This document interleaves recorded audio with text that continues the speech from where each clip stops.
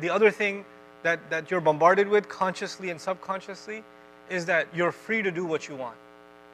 Like, when people think like, I'm an adult now, I could do what I want. And some of you have arguments with your parents, like, I could do what I want now. You can't talk to me that way anymore. Like, you have those kind of, spur of the moment kind of heated debates with your parents at times. And that's part of becoming a man is, you start standing up for yourself, and sometimes you let your anger get the best of you. But even then, that means if you are an adult, then you have to take responsibility from every angle. What I want to share with you today is a quick run through one of the most powerful surahs of the Quran. It's a very short surah. I think it should take me less than an hour. If you're falling asleep, I will respect that and stop talking. So, because I do respect attention span a lot.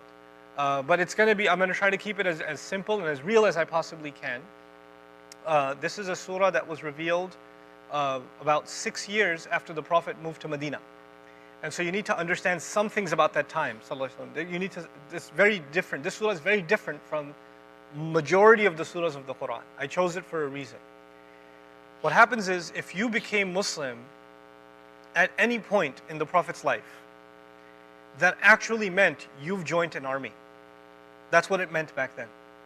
Because if you joined Islam when the Prophet was in Mecca, for example, that meant that you are letting go of your loyalty to the tribe, and you've associated your loyalties with La ilaha illallah Muhammadur Rasulullah sallallahu alaihi wasallam, and you're actually part of a resistance movement, and you're seen as a threat by your society, and even your own family, your own neighbors, everybody else has now cut you off. You're cut off. To the point things got so bad, the line between Islam and not Islam, the line between Islam and Kufr got so bad in Mecca that people were even willing to kill members of their own family just because they were Muslim. It came to the point where they were even willing to assassinate the Prophet ﷺ. This is how bad it got, only because people accepted Islam and they weren't willing to budge. And a lot of those people that accepted Islam were actually very, very young people. A number of them were teenagers. Now when this assassination attempt happens at the Prophet ﷺ, Allah informs the Prophet that it's going to happen, and they migrate to Medina. When they migrate to Medina, the problem is still there. The people of Mecca, who they escaped from, they actually had a problem. How did he escape? Why did he escape? And some of them said, we should finish the problem. We should go after him in Medina and kill every last living Muslim man, woman, and child, including the Prophet himself. Other people said, no, let's not go after them in Medina. Let's just see how it plays out. 6 months later, one thing leads to another. The Muslims and the Quraysh are in their first war. What's it called? Badr, right? So the Battle of Badr takes place, which is one of the most historic, epic battles in the history of Islam, because it's a little over 300 people with less than a couple of dozen swords that are basically farmers on the one side and seasoned warriors on the other side. And they're going to, hit the battlefield at the same time. That war happens. The next war happens. And then in the first war, shockingly, the Muslims were able to eliminate 70 of the most violent enemies of Islam on the battlefield. 70 of the most elite Quraysh warriors were killed. In the second battle of Islam, in Uhud, the same number was reversed. 70 of the best Sahaba were killed. And the Prophet ﷺ was almost killed. He was actually knocked unconscious. His tooth was broken, and his face was filled with blood. He fell to the floor. Umar saw it from a distance, radiallahu anhu, he thought he's been killed. And Umar got so frustrated in the middle of war, he stuck his sword in the ground and sat on the floor. He said, what's the point now? In the middle of people are killing each other and fighting's going on, and he's just sitting in the middle of the thing. What's the point now? And then the Prophet ﷺ woke up, and then the Muslims formed a shield around him, a human shield around the Prophet. And they would take the spears and the swords while the Prophet was in the middle, alayhi salatu wasalam. And this was one of the worst military situations that the Ummah had ever faced. And they headed up a mountain. They headed up the mountain to escape the enemy. Even the Quran talks about it. إِذْ تُصْعِدُونَ وَلَا تَلْوُونَ عَلَى أَحَدٍ وَالرَّسُولُ يَدْعُوكُمْ فِي أُخْرَاكُمْ. When you were climbing up the mount and you were not even looking back at anybody. And the messenger was calling you from behind, and the Prophet was left behind. And then they came and they grabbed the Prophet ﷺ and they took him up. So this felt to the Quraysh like a victory. Then comes the next war, which is Ahzab. And Ahzab was probably the worst of them.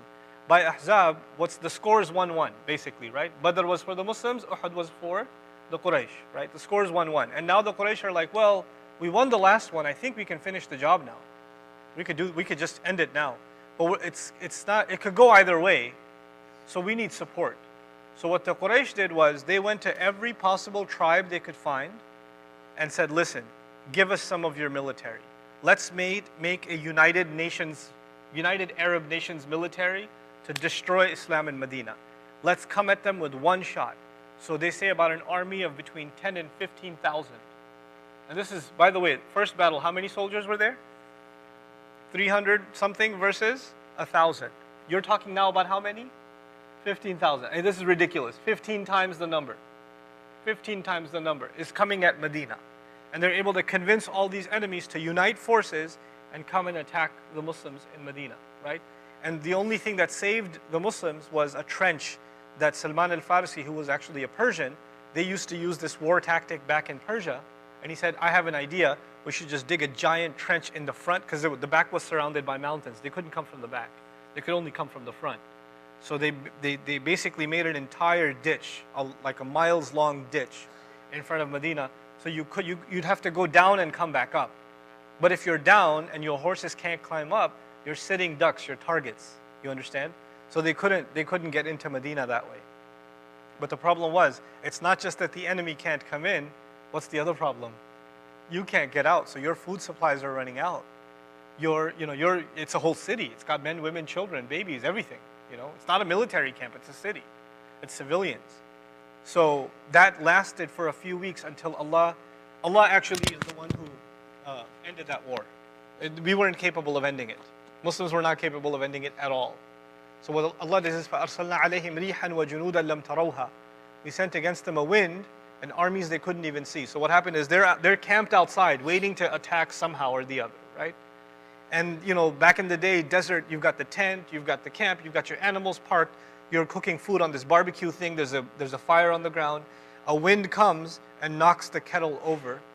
The tent is set on fire. The animals start running off. More wind comes, and the fire is spreading, and they've got chaos on the camp, day after day after day. And even they're running out of supplies. They can't just keep going back and getting more supplies. So they basically ran out of steam. They ran out of resources and said, just got to pack up and go. This isn't going anywhere. This isn't working out. So they all left. Now, this is important to know because this was not just the Quraysh. What did I say? Who came in this attack? It was Quraysh and all the other tribes. That's why it's called Al-Ahzab, the factions, all the groups joined together. But all the other groups were not enemies of Islam. All the other groups came because it was going to be easy money. Because if they killed the Muslims, that back in the day, robbery was the way to make easy money. If we kill the Muslims and kill the people of Medina, we get to keep all the property. So they weren't really interested in destroying Islam or anything. It was just a good business venture for them. But now that they didn't gain anything, they only had expenses, the Quraysh lost all their credibility. The Quraysh could no longer convince anybody else, hey, let's go do this again. Like, yeah, we tried this with you, no thanks. And now they look bad before all the Arab tribes. And this is when the Prophet ﷺ seizes the opportunity, and actually Allah reveals to him that he should go make Hajj. Of all the times that you should go make, by the way, you make Hajj in Medina or Makkah? Okay, Makkah is where Quraysh live. The same people who convinced 15,000 to come and kill you. Now you see a dream that you're going to go make Hajj in their home. Right? And they were just there at your doorstep ready to kill you, thirsty for your blood, and the only thing holding them back was a ditch. And now you see a dream that you're going to go make Hajj over there. And when you go make Hajj, do you take weapons with you? No. Hajj is supposed to be a weapon-free ritual. And he's not going to go alone to make Hajj. He says, I see a dream, I'm going to go make Hajj. 1,800 Muslims say, let's go. So now 1,800 Muslims are going towards Makkah, unarmed. The Quraysh, they're not like, oh well, that didn't work out, let's just sit back and relax. No. The Quraysh were waiting to kill the Muslims for a chance. And they had their spies all along the route, keeping an eye on what the Muslims are up to. So word gets out that the Muslims have left Medina, because when 1,800 people walk out, you're going to know. And so news gets back, they're like, this is the best chance for us. We should send our best fighters, they can catch them in the way and kill them all on the way because they're not even armed. What they didn't know is the Prophet has his own spies in Mecca. keeping an eye on what they're talking about. And those spies get back to the Prophet ﷺ and say, they know that we're coming, and they're coming. So the Muslims take an alternative route. They actually don't take the main road to Makkah, they take a side road to Makkah. And they end up in a field that nobody ever stays in called Hudaybiyah. Right? That's the famous Treaty of Hudaybiyah. That's not a field that people ever went to. But anyway, I'm giving you the long story short to get to the point. When they get to Hudaybiyah, it's too late for the Meccans. The Meccans can no longer attack them. And you guys need to understand, why couldn't they attack? You see, Makkah was the home of the Kaaba. And the Kaaba was surrounded by what at the time? Do you know? Idols. You're right, idols. But each idol was for each different tribe. Okay, so every tribe had an idol, but the different tribes of Arabia, they didn't keep their idols with themselves. They kept their gods where? At Makkah. So nobody messed with Makkah, because if you mess with Makkah, then they're going to say, oh, which idol was yours? The purple one, right? I'm going to go back and break its neck. So they're not going to mess with Meccans, because Meccans are holding everybody's god hostage. You understand? In their religion, Makkah is sacred, and their people are sacred. They can't attack Makkah. But it's also flipped. Makkah will not attack anyone.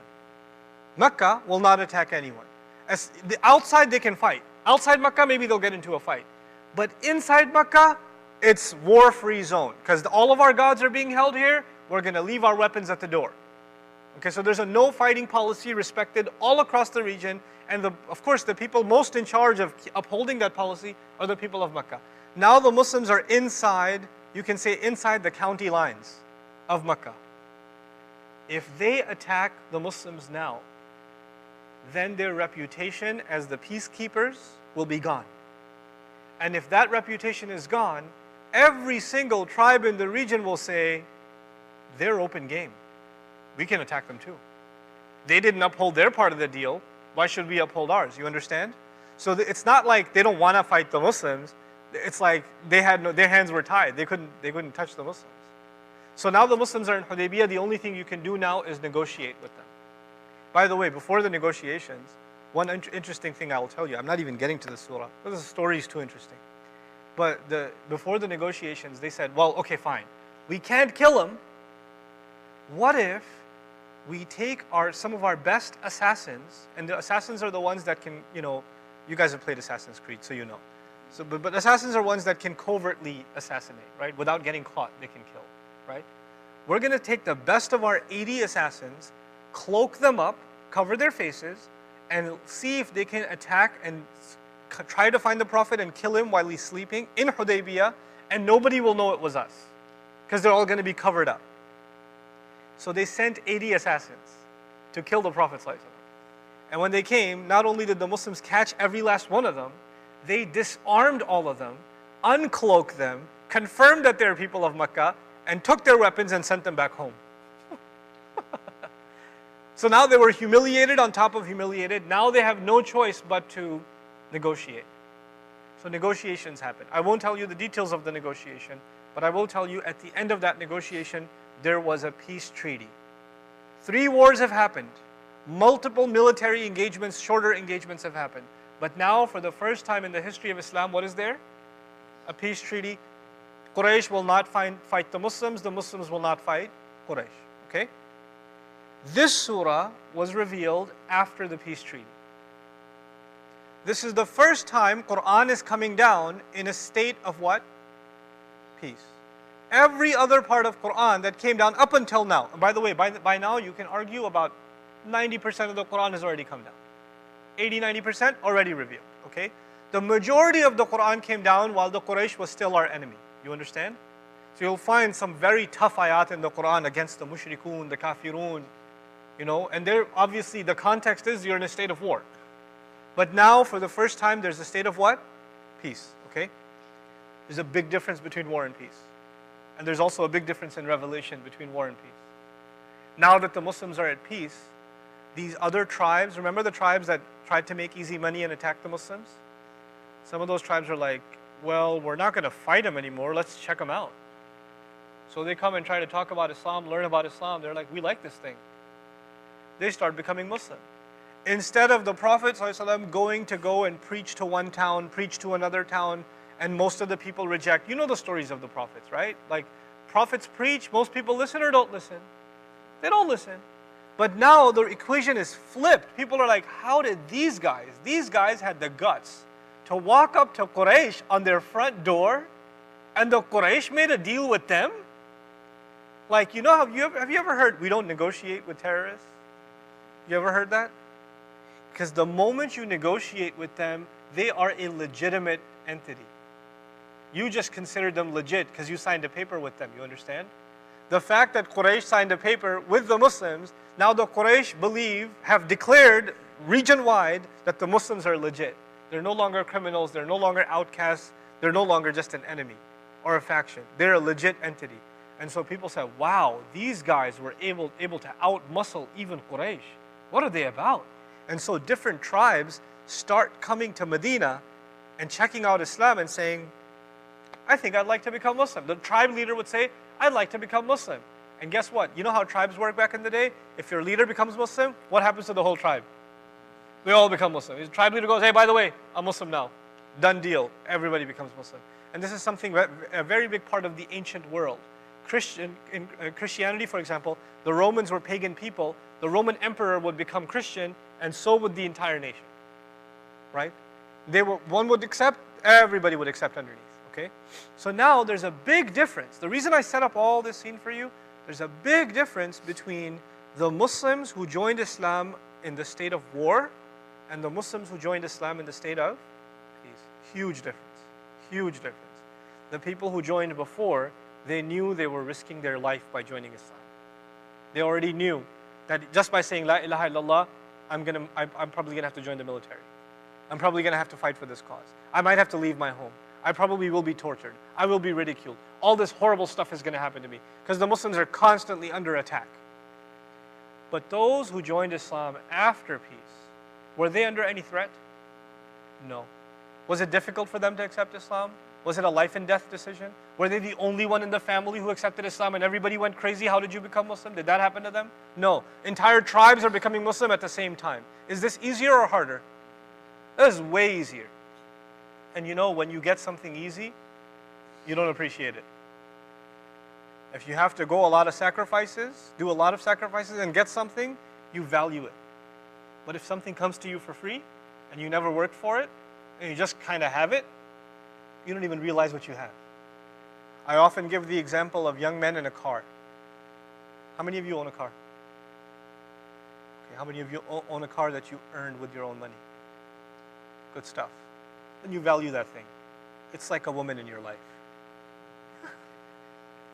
You're gonna take care of that car. You're gonna clean that car. You're gonna keep up with that car. You're gonna it's something you put a lot of sweat and tears into acquiring it. You understand? But if your dad just hands you a car, right? I mean, you're gonna like it, of course. You're also not gonna change the oil on time. You're also not gonna care about the transmission. You're also not gonna care about the odometer. You're not gonna care about anything. And that car is gonna be ruined in days. I'll give you months. Why not? Why is it that you didn't care for the car? You didn't earn it. It just came for free. When you get something for free, you don't value it. When you work to get something, boy, do you value it. It's something else. The people who came to Islam before victory worked to hold on to their Islam. The people who came to Islam after victory, Islam came to them how? Easily. And so they needed an orientation. Why am I choosing this surah to talk to you guys?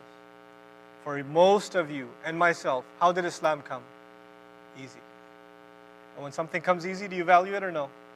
Chances are you don't even know what you got. You don't even know what you got. You didn't have to fight an entire tribe. You didn't have to face the hatred of your own mother or father or brother. You didn't have to stand on a battlefield looking at your dad on the other end with a sword pointing at you. Just because you're Muslim. You didn't have to do any of that stuff. Those people did. They paid a price. So this was a surah to talk to the people who got Islam easy. That's the surah. That's the reason I chose this surah. Because they don't realize what they're into. They need an orientation to get them all up to speed with the rest of the Muslims. Ya ayyuha alladhina amanu la tuqaddimu bayna yaday Allahi wa rasulihi. Those of you who claim to believe, don't put yourselves ahead of Allah and His Messenger. You don't realize sometimes when you're crossing the line with Allah and His Messenger. Wattaqullah, and you better be cautious of Allah. Inna Allah sami'un alim. Allah is all hearing, all knowing. What Allah is saying here is when people become Muslim casually, they're told this is haram. Yeah, so what? What does it matter? Big deal. They don't realize the weight of what they're saying. If you've entered this thing, then enter it all the way. If you don't want to be in it, don't be in it. There's no halfway in Islam. There's no halfway. Either you're Muslim, which means you've submitted yourself, or you're not. So Allah starts by saying, don't you try to put yourself in front of what Allah and His Messenger have to say. لا ترفعوا أصواتكم فوق صوت النبي, the next ayah. Don't you raise your voices above the voice of the Prophet sallallahu alaihi wasallam. ولا تجهروا له بالقول كجهر بعضكم لبعض. And don't you call on him like you call each other. أن تحبط أعمالكم وأنتم لا تشعرون. That all of the good you may have done will be taken away from you and you won't even realize it. You know what happened was all these different tribes were coming to accept Islam, and they're rough around the edges. They're like from the Wild West, if you will. The Prophet ﷺ he doesn't have a castle. I mean, he's amassed at this point, he has control over vast territory in Arabia. He could have a castle if he wants, but he literally lives in a mud house with leaf as roofs. That's his house. The windows are palm tree leaves that you lift to look out. That's his house. When you knock on the wall, the wall shakes. That's his house. And so these people, some of these new Muslims, they came to talk to the Prophet, like a QA session. So they came to the Prophet ﷺ, they had some questions, but they didn't understand what it means to respect the Prophet. So they came to the Prophet ﷺ, to his house, and they're like, Ya Muhammad, ukhruj alayna. Muhammad, come out, we got to talk to you about something. His own daughter never calls him dad. His best friend never calls him buddy. Yo, Holmes, what's up? Nope. Ya Rasulullah, Messenger of Allah. His own uncle doesn't say, my nephew, listen. He says, Rasulullah. And these guys come along, and they're talking to him with what? Muhammad. Muhammad, come out, we want to have a chat. What? Revelation comes down and says, don't you call him. لا تجهروا له بالقول. Don't you call him with the word the way you call each other, with each other's name. You better call him Rasulullah and show some respect. And you better not raise your voice above his voice. And if you do, it doesn't matter what good you have done in life, all of it amounts to nothing. The first orientation given to Muslims is that they better show respect to their Messenger sallallahu alaihi wasallam, even in the way they carry their voice, in the attitude. Because the voice is different from words. You could use the right words, but you could have the wrong voice. The voice is actually a communication of your attitude, whether you're arrogant towards someone, whether you dismiss someone. And so Allah Azza wa Jal says to these new Muslims and these not previously oriented Muslims, you better check your attitude at the door when you come before the Prophet sallallahu alaihi wasallam. And that's the first thing I'll advise you guys. Like, you know, it's one thing to talk to young people about staying away from haram, not drinking alcohol, staying away from drugs, you know, womanizing, committing zina, you know, whatever, all this other stuff. All of that stuff's haram. I got you. But you know what? All the good you will ever have done in your life will amount to nothing if you don't have the right attitude towards Rasulullah sallallahu alaihi wasallam. That's the first orientation. If Allah wanted, the first orientation would have been, don't drink alcohol. The first message would have been, don't commit zina. The first message could have been, don't eat the haram meat. It's not. The first orientation is attitude. Fix your attitude, and then anything else. And man, what a relevant time to talk to you guys about attitude. Most of you are in an age where you have a very serious attitude problem and you don't even know it. People around you realize it, you don't realize it. You actually confuse attitude with self-respect. I know I did at a certain age. I did. You confuse, like, even, you know, the pride, it invades your mind so much at a certain age. Somebody so much as looks at you, it pisses you off. What you looking at, son? What you looking at? It just makes you angry. Your mother is telling you something, you're boiling on the inside. When is she going to stop? She better stop. she doesn't know how angry I can get, you know. And there's this like, your pride and your rage is overwhelming at this time. And so no better time to tell like the believer to check that rage at the door. Don't ruin the rest of your life, and don't ruin your chances with Allah because of that pride and because of that rage. Now, having said that, إن الذين يغضون أصواتهم عند رسول الله أولئك الذين امتحن الله قلوبهم للتقوى لهم مغفرة وأجر عظيم. Those who are now able to humble their voices before the Prophet ﷺ, those are the people Allah has tested them for taqwa. These are people truly conscious of God. They're not just Muslim by name. Islam lives inside their hearts. Those people actually have forgiveness from Allah. Those people, no matter what crimes they may have done before, just the fact that they fixed their attitude to Allah is the ultimate istighfar. So all their previous mistakes are gone. And they have great compensation. إِنَّ الَّذِينَ يُنَادُونَكَ مِنْ وَرَاءِ الْحُجُرَاتِ أَكْثَرُهُمْ لَا يَعْقِلُونَ. No doubt about it, those who are calling you from outside your apartments, they have no understanding. They have no realization of what they're doing. وَلَوْ أَنَّهُمْ صَبَرُوا حَتَّى تَخْرُجَ إِلَيْهِمْ لَكَانَ خَيْرًا لَهُمْ. Had they been patient until you came out and spoke to them, that would have been better for them. وَاللَّهُ غَفُورٌ رَحِيمٌ. But Allah is still forgiving and always merciful. In other words, you didn't know any better. You had a bad attitude, but you didn't know any better, so let's just watch it next time. Basically, Allah is going easy on them. You'll notice because they're new Muslims, Allah is not being as harsh. He's giving them an orientation, but He's not saying because of the mistake you've made, you're going to go to hell. No. Allah is forgiving.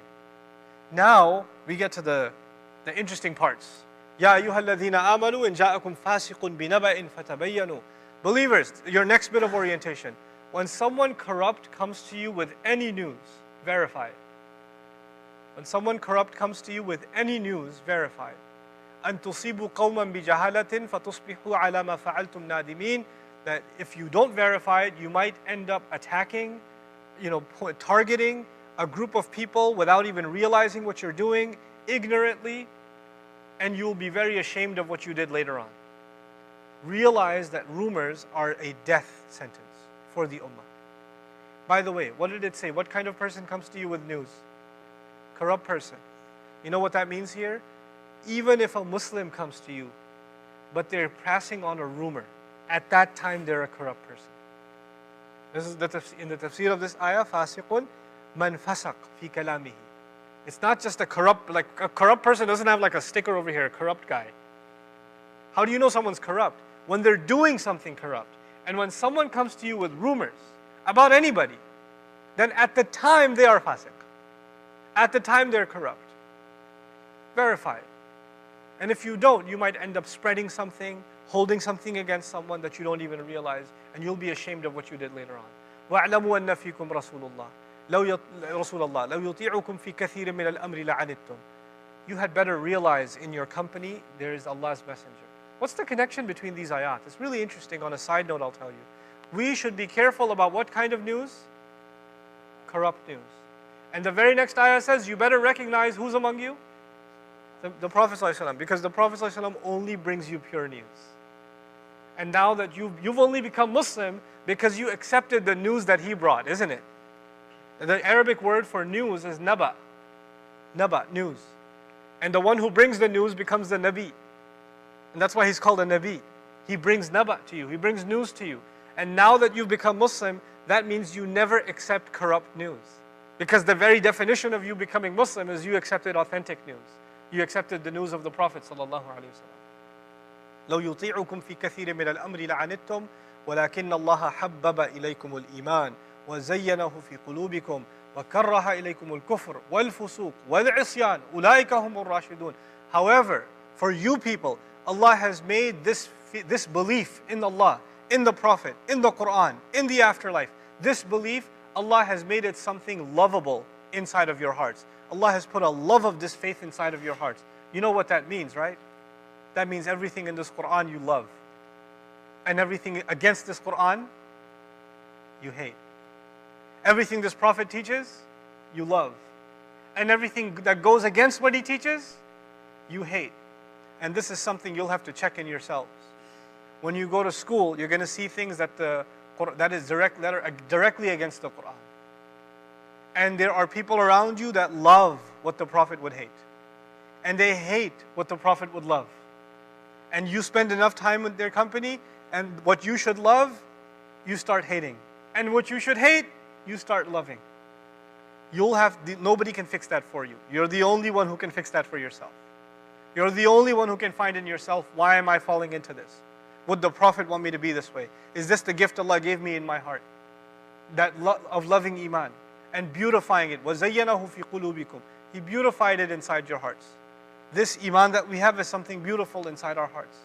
Guys, you're at an age right now, alhamdulillah, you have health, you have looks, you have energy, you have opportunity, you have freedom. Your parents are not there at school. They don't even have the ability to check your mobile devices. They don't even know where to go. They don't know what secret apps you have, what profiles you have on social media. They don't know anything. You are more free today as young people than perhaps any time in human history. You have more freedom now.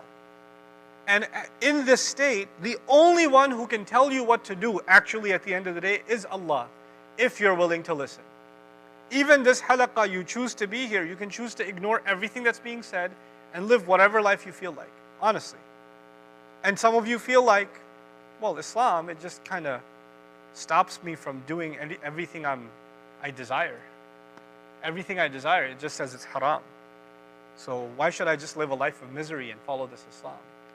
Some of you are only holding on to Islam because your parents would have a heart attack if you didn't. Right? So the only reason you're here is because you were forced to be here. You'd rather be somewhere else. Right? And I'm telling you right now, that's great that you're making your parents happy, but to Allah, that's meaningless. Allah, inna Allah tayyibun, la yaqbalu illa tayyiban. Allah is good and pure. He accepts nothing except that which is good and pure. If you don't purely from your own heart come to Allah and you came for any other reason, it's worthless to Allah. Absolutely worthless to Allah. Maybe it'll make your mom happy, but it won't make Allah happy. You'll have to come to it yourselves. You'll have to beautify Iman in your hearts yourselves. وَكَرَّهَا إِلَيْكُمُ الْكُفْرَ وَالْفُسُوقَ وَالْعِصْيَانَ. And he made disbelief, corruption, disobedience to Allah. He made these things hated in your heart. أُولَٰئِكَ هُمُ الرَّاشِدُونَ. Those are people that can stand up straight. Those are upright people. فَضْلًا مِّنَ اللَّهِ وَنِعْمَةً وَاللَّهُ عَزِيزٌ حَكِيمٌ. That is a favor from Allah and an added blessing for you to live a life surrounded by corruption, and you can still hold on to this deen. You can still stand up with pride. I tell you, this is the age where there's a desire in young people to fit in. The way you dress, a lot of it is not because you want to dress this way. A lot of it is actually, if you don't dress this way, then you'll be made fun of. There are pressures on you to look a certain way, to talk a certain way, to walk a certain way, to behave a certain way, to listen to certain kinds of music, to hang out with a certain kind of crowd, because you feel the need to fit in. Because if you don't fit in and you don't belong in that group, it's like you're worthless. They make you feel like you're worthless. You're the object of ridicule. You don't have any value. And then they'll put these fake values on you. If you're not wearing this brand of shoe, if you're not wearing this brand of a t-shirt, if you don't have that kind of car, if you don't have this kind of the phone, then what are you? In other words, you're just a hanger for brand names. You're not a person. You're just a recording device that replays other people's songs. You just regurgitate what others have done. You copy in clothing what other people wear. You have no identity of your own. All you are is a slave to a society. That's all you've become. What Islam came to do is it came to free people from slavery. It's not the slavery of chains, of shacked up in a barn somewhere. This is a slavery where you feel you're worth something only if you follow other people. If you look like them, talk like them, walk like them, behave like them.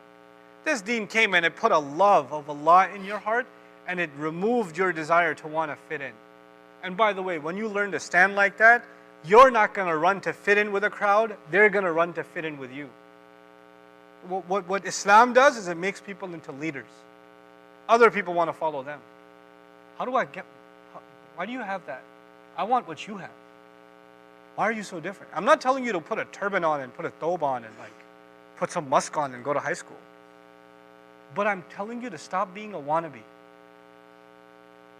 Those people are not worth looking up to. What do they amount to in life? What have they accomplished in life? They don't even know why they do what they do. I just do what I do. Why do you do it? I just do. That's about it. That's the end of it for them. We have been given so much more dignity than that. We can carry ourselves with pride. You have been given something that most of humanity has not been given. حبب إليكم الإيمان وزينه في قلوبكم وكره إليكم الكفر والفسوق والعصيان أولئك هم الراشدون فضلا من الله ونعمة والله عزيز حكيم. Quickly, I'll end inshallah ta'ala with a couple more ayat. Actually, I'll go right to the end. The middle of it is the way you should deal with each other. If I did that, it'll take another hour. So I'll take you 5 minutes and I'll tell you something. At the end of this remarkable surah, Allah says, يَمُنُّونَ عَلَيْكَ أَنْ أَسْلَمُوا قُلْ لَا تَمُنُّوا عَلَيَّ إِسْلَامَكُمْ. It's so epic how he speaks. Some tribes came to the Prophet and said, listen, I'm the tribe leader. I'm ready to accept Islam. And if I accept Islam, my whole tribe will also accept Islam. So, there should be some appreciation. We're not fighting you like the Quraysh. We came willingly to Islam. You should at least acknowledge us with a little appreciation. Like they're doing the Prophet a favor by becoming what? Muslim. The Prophet didn't comment. Allah commented. Quran came down. What does the Quran say about it? يَمُنُّونَ عَلَيْكَ أَنْ أَسْلَمُوا. They're trying to impose on you that it's a favor that they've become Muslim. قُلْ لَا تَمُنُّوا عَلَيَّ إِسْلَامَكُمْ. Tell them, don't you dare try to impose on me the favor of your Islam. بَلِ اللَّهُ يَمُنُّ عَلَيْكُمْ. Instead, it is Allah, He imposes His favor on you, and هَدَاكُمْ لِلْإِيمَانِ, that He guided you to believe. إِن كُنْتُمْ صَادِقِينَ. If in fact you are truthful. The favor is not yours to give.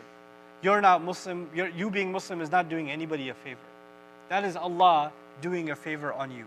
And a human being, a poor human being, a poor soul, a wretched soul that is not able to see that, they think that their Islam is somehow a favor to Islam, that they're doing Islam a favor. They're the biggest losers there are. إِنَّ اللَّهَ يَعْلَمُ غَيْبَ السَّمَاوَاتِ وَالْأَرْضِ وَاللَّهُ بَصِيرٌ بِمَا تَعْمَلُونَ. Allah knows the unseen of the skies and the earth. Allah knows what's going on inside of your hearts, where Islam fits in your hearts. Wallahi al-azim, at this age, if you can carry Islam properly, with pride, understand that it's a gift of Allah to you that makes what you have in your hearts superior to what anybody else has in their hearts. What do they have? What do the guys your age in school have in their hearts? Love of women, music, entertainment, drugs, partying. What else? That's it? Is there anything more? These things, these temptations that are there, Allah put them inside a human being, but these temptations are the same things that degrade a human being. What did Islam come to do? Islam doesn't say you shouldn't have desires. Islam doesn't say you shouldn't have temptations. Islam put them in check and gave you the amount that is good for you, and He kept you from having the amount that will poison your life and take dignity away from you. Because you're supposed to live dignified lives. You're supposed to be dignified human beings. Man is the world, especially the teenage world, the young world, it is in need of upright Muslims. I can't preach to them. I can't, show them Islam. I'm not of the age. I don't even understand their language most of the time. You guys are actually ambassadors of the Prophet ﷺ, especially those of you that are in public school. Especially those of you. You're not the weakest of us. You're actually supposed to be the strongest of us. The ones who are standing in the middle of the storm representing the deen of Allah. Even if you're not preaching a word. The way you carry yourself, man. The way no filthy word ever comes out of your mouth. The way you're never seen staring at a girl no matter how provocatively she's dressed. The way you don't mix like the other people mix. The way you stand with integrity. The way you respect your teachers. The way you treat people with respect around you. The way you don't stoop low and the way you don't copy anybody else. You don't feel the need to fit in. You don't feel, you're above it. You're going to stick out, I'm telling you. Like people are going to notice, this is not like other people.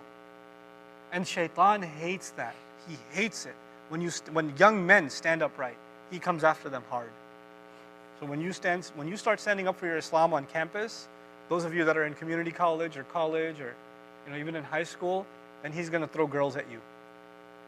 Watch out. He will. Hey, do you have the homework from yesterday? And it's the girl you've been thinking about all along and saying astaghfirullah, astaghfirullah, astaghfirullah. It's that girl he's going to send to you. Shaitan's going to go to her and say, hey, go ask him for the homework. And she'll say, yes, boss. And she'll come over. You're like, yes, I do. And I have the day before too. And if you want, I can do tomorrow's homework also. He will. He'll come to you in different ways. Carry yourself with dignity. Don't fall into the temptation. And inshallah ta'ala, if you can do that, then our deen has a beautiful future. And if you cannot do that, إِن تَتَوَلَّوْا يَسْتَبْدِلْ قَوْمًا غَيْرَكُمْ ثُمَّ لَا يَكُونُوا أَمْثَالَكُمْ. If you people turn away, He will simply replace you over time with someone other than yourselves, and they won't be numbskulls like you. لَا يَكُونُوا أَمْثَالَكُمْ. They won't be the likes of you. Basically, they won't be worthless like you. Prove yourselves. Allah doesn't have to prove Himself to us. We have to prove ourselves to Allah. Allah doesn't have to prove if Islam is worth it. We have to prove if we're worth Islam. That's the equation that we're a part of. Ramadan is the best time to strengthen yourselves, guys. Those of you that are in the same schools, in the same environment, be the source of strength for each other, inshallah ta'ala. And start with the smallest things. Start with, getting filth off of your tongues. Anybody can drop the F-bomb, man. It's not hard. You're not awesome for knowing filthy words. I used to cuss like a sailor when I was in high school. Man, I was disgusting. God. I was creative too. Because I knew that the guys that can have the filthiest mouth, they're the ones that are considered the funniest. And being funny is part of your self-esteem actually at this age. It's part of and so a lot of you curse not because you want to, but because it's cool, man. This is the way I will be acceptable in my society. Get it out of off your tongue. This tongue that Allah dignified with the recitation of Quran should not be polluted with filthy words. And when you say words like that, al-ina'u bima fihi yandahu. A container can only pour out what it contains. So when 4-letter words are all that are coming out of you, that's actually what lives inside your heart. That's a representation of all your worth. That's all you are. Let your tongue be dignified. Carry yourself and try to avoid those words even when you get angry. I know when you get angry, when you trip or somebody fouls you on the ball court or whatever, first inclination, immediately, you don't say foul, you say foul. Clean it up. Clean up your tongue. That's the first step. That's why in this surah you find بِئْسَ الْإِسْمُ الْفُسُوقُ بَعْدَ الْإِيمَانِ. The corrupt noun itself, the corrupt word itself, how terrible it is once you have iman. Once this heart starts getting cleaned up, the tongue starts getting cleaned up. And that'll be the first indication that you're experiencing a change. It's not going to be easy. Those words are going to come out of you. They are. But the more conscious you become of them. And I'm telling you, don't replace them with innocent alternatives. Don't say, fudge. No. Not even anything close. Just get rid of them. Replace that with astaghfirullah. Replace it with that. And that's not going to happen overnight. And it doesn't matter if anybody else makes fun of you. You've decided to live like a human being while everybody else chooses to remain an animal. The joke's on them. Honestly, the joke's on them. So these are just a few things I wanted to share with you guys, inshallah ta'ala. I really do wish I came in my basketball clothes so I could play some ball with you too. But you got shoes? You can't cross anybody over in this thing, man. It's going to get caught in there like a parachute and I'll be like, where to go? I've tried before. And that's my excuse for not getting owned by you guys. So, barakallahu li wa lakum. Assalamu alaikum wa rahmatullahi wa barakatuh.